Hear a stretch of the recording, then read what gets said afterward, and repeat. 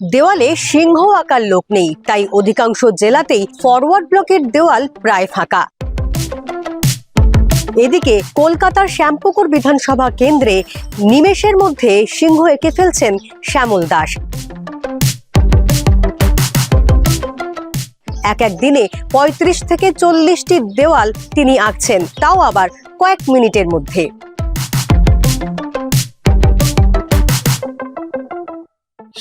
সালে আমি দেয়াল লিখি, ১৩ বছর বয়স থেকে আমি শুরু করি। তারপরে ৭৮ সালে প্রথম সিংহ আঁকা শুরু করলাম। আমি এটা শিখিনি, এটা আমি আমার কল্পনা বলুন, তুলি ছাড়া আমি একটা জুতোর ব্রাশ দিয়ে যে করে দেওয়ার যে পদ্ধতিটা, আমার নিজের টেকনিকটা নিজের মাথা থেকে, কেননা অনেক আঁকতে হবে, অনেক চায় সবাই।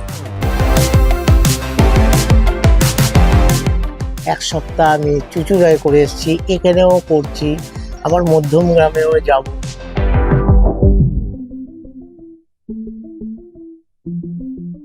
আমার বালতিতে রংটা থাকে, আমি ডাস্টারটা জুতোর ব্রাশ যে আছে সেটা দিয়ে দেয়ালে প্রথমে এই মুখ থেকে আরম্ভ করে এরভাবে গিয়ে একদম লেজ অব্দি চলে যাবে, নিচের পাটা যাবে, দ্বিতীয় পা যাবে, তৃতীয় পা, চতুর্থ পা, সামনের কেশরটা চলে এলো।